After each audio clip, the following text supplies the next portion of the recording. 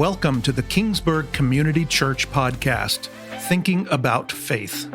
We pray that this podcast helps you deepen your faith in God and stir some inner thoughts about the Christian life. Hi, everyone. Pastor Ed here. Welcome to the KCC podcast, Thinking About Faith. And today we're doing a part two of a two-part meditation or thought about loving our enemies and Christian just war theories. So today we're going to be explaining what just war is. If you missed last week, you might want to rewind or go to find last week's episode so you'll have some of the foundation. Last week we looked at Matthew chapter 5 and the biblical foundations for Christian pacifism, which has always been a minority report among the Christian family, but it deserves respect because it is a biblical theory. Most Christians, however, hold to a just war theory, and that I would say is what we believe here at KCC. Just war theory begins with a great Christian teacher named Saint Augustine of Hippo. A weird name. Hippo is a town in North Africa, and that's where Augustine was born. He's one of the great converts to Christianity. And his dates are 354 to 430.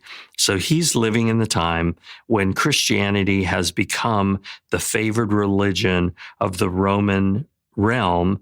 And at that time, North Africa is a province of Rome. And he becomes what we know as the father of just war theory, that wars in certain instances can be just and can serve the purposes of God. So Augustine rejected the absolute pacifism of earlier Christian teachers. Last week we talked about Tertullian and Origen, and they were pretty much pacifist. Augustine rejected absolute pacifism because he believed that if all the Christians became pacifist, that would allow for the flourishing of grave injustice. That if we don't have warriors guarding the borders of the Roman empires, then the barbarians will flood in and they will rape and murder and steal, and that would allow for grave injustice. Also, at the time, often the Roman legions were keepers of the peace, keepers of the Roman law. So it allowed for people to live in tranquility and peace and not have to worry about bandits or robbers or unsafe roads, things like that. He is what we call a moral realist. He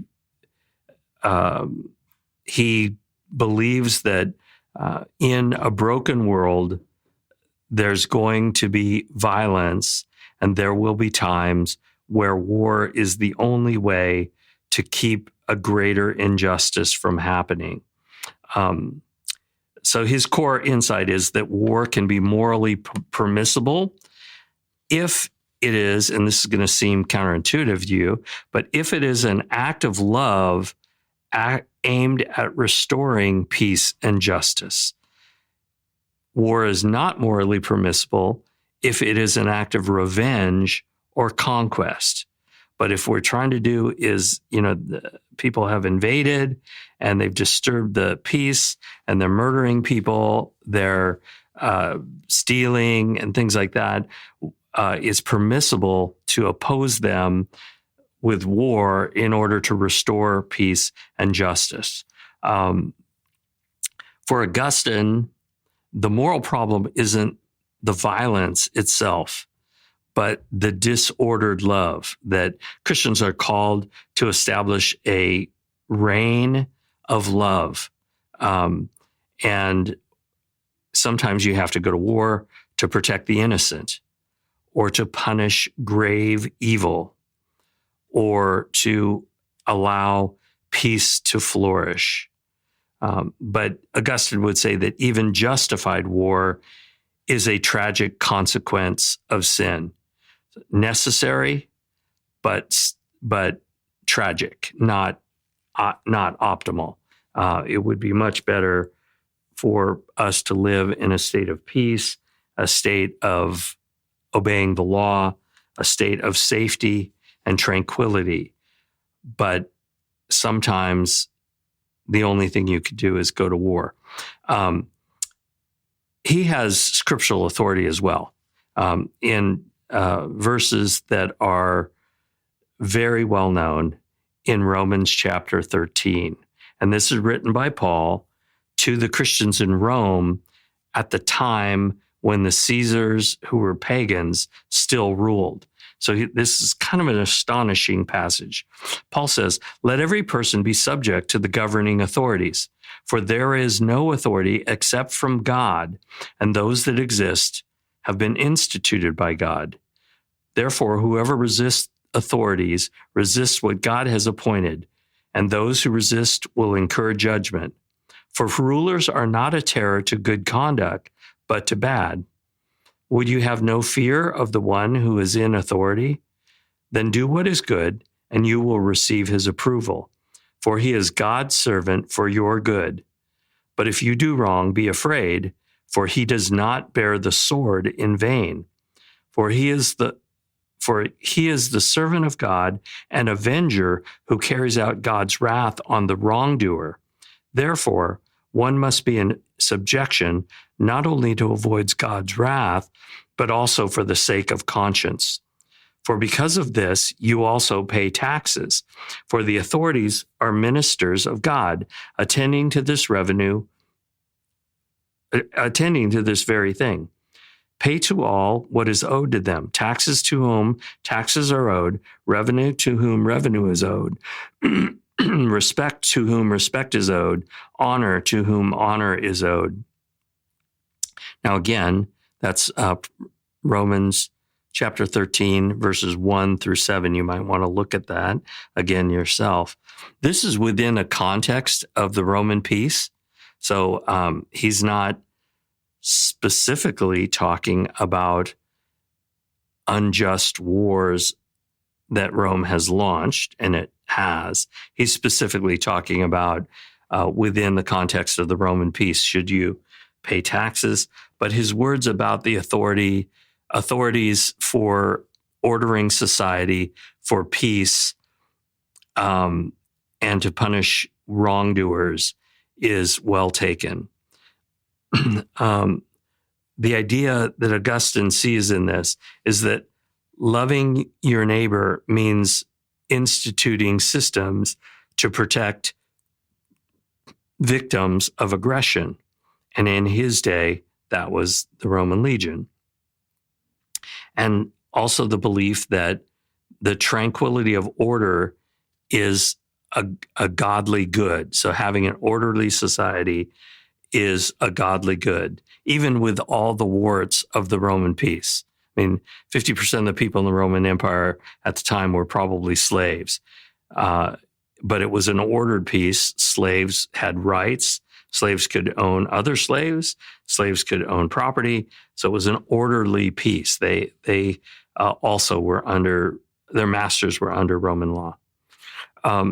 So Augustine is the first one who, great Christian thinker, who introduces this idea of just war.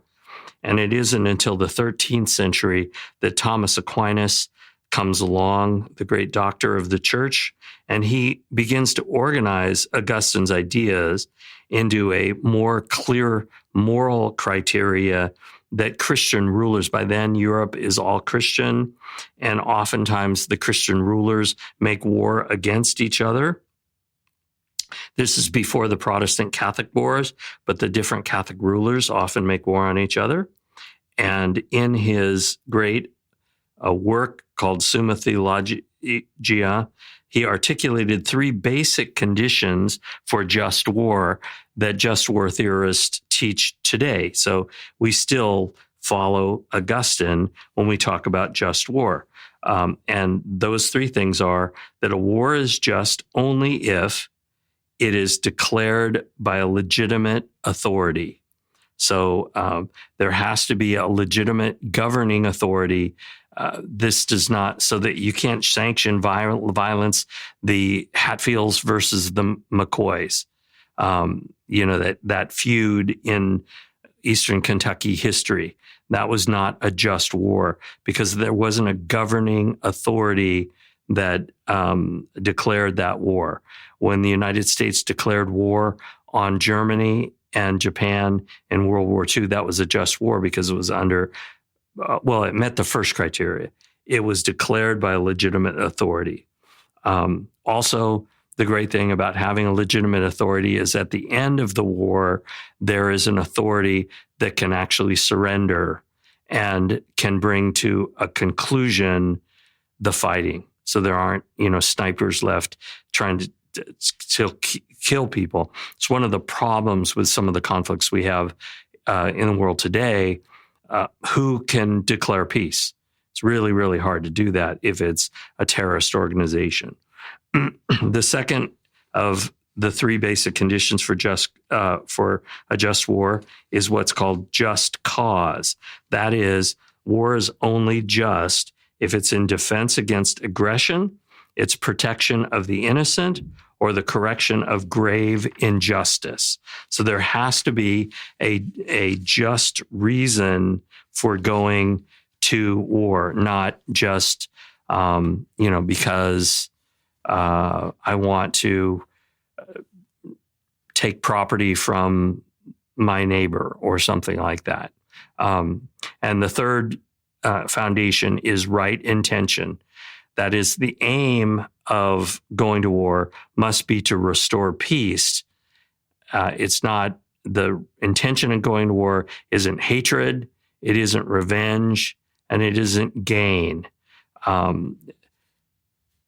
Part of the reason the world was astonished at the end of World War II was because the United States, which wasn't officially a Christian nation, but there was a Christian consensus, did not want to take land from the Empire of Japan or take land from Germany. They wanted to restore the peace, and the United States spent lots of money rebuilding the economies of Japan and Germany. And I know a lot of people feel that the dropping of at least the second atomic bomb on Nagasaki was horrible injustice created by America. I don't necessarily agree with that, but I can understand how people debate it. What is not debatable is that the United States saved more Japanese from starvation in the winter of 1945 after the surrender of the Japanese. There would have been millions of Japanese starving to death if the United States didn't take the same supply chain that was supplying its Army and its Marine Corps and its Navy during the war, and they switched to supplying grain and rice and food and medicine to the Japanese population. It's one of the reasons why America is so popular in Japan even to this day. So those three foundations to a just war: has to have legitimate authority, must be fought for a just cause, and must have the right intention. Later Christian thinkers have added to that a couple of other guiding principles. One is proportionality, and that says that the good that is expected by going to war must outweigh the harm that is caused. So you can't go to war just to annihilate the other side. You have to be trying to achieve a just and a noble and a positive peace for the other warring party, which, again, World War II, we rebuilt that. Proportionality says that those scales have to weigh in favor of the good that comes out of going to war. Second, the next thing they talk about is the probability of success. You can't go to war if you think that you're probably not going to win and that more people will die if you go to war. It needs to be the last resort. That is all efforts and peaceful negotiation and intercession must be exhausted. And of course, there must be justice in the pursuit of war. And this is why the United States and the armies of the West all signed the Geneva Convention, that within war, even within the war, non-combatants have to be protected. Civilians have to be protected, that the force in prosecuting the war has to be limited to what is necessary to win, and that there are certain acts that are evil and cannot be used in pursuing war. Rape, genocide, hiding behind civilians, torture, those things are always immoral and have to be avoided in war. And of course, there's this really difficult situation now where in wars, modern wars, sometimes you're facing an opponent for whom rape, genocide, murdering civilians, hiding behind civilians, putting your rockets in a hospital, torture, that's just part of what you do. Taking civilian hostages, that's just part of what you do. Just war theory probably condemns most historical wars as unjust, but it certainly has been used and is thought about and has been observed to limit the scope of wars. And the one that comes to my mind is Iraq War I, prosecuted by George W.H. Bush.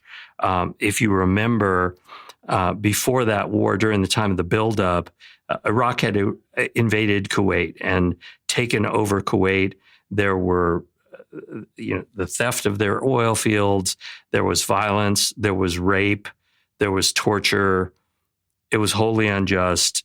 But before going to war, there was actually a coalition. They called it the coalition. It wasn't just the U.S. Army. The United States had more troops than any other troops, but all the NATO nations contributed troops, as well as other Arab states were involved on the side of the coalition before the war started. And Saddam Hussein was warned and warned and warned and warned. And war became inevitable in order to reestablish the peace, in order to give Kuwait back to the Kuwaitis. And the aims of the war were spelled out. It was to liberate Kuwait. And you remember, a lot of people were frustrated when, after wiping out most of the armies of Iraq, the armies of the West stopped. And so they didn't, at that time, unseat Saddam Hussein. They just defanged his army so he wouldn't be able to invade Kuwait again. And that was because they believed that just war must be limited to the objectives that you had set out when you first started the war. And so it was very clear, both in getting the coalition to have the right authority for the war, and to have that idea of what the objectives are at the beginning and stop once the objectives are achieved. Someone in that administration prosecuting the war was mindful of just war theory, and it was observed. And you could debate now whether or not that was wise, because eventually, we went in and unseated that government and had regime change. But it's very clear that someone was thinking about Christian just war theory.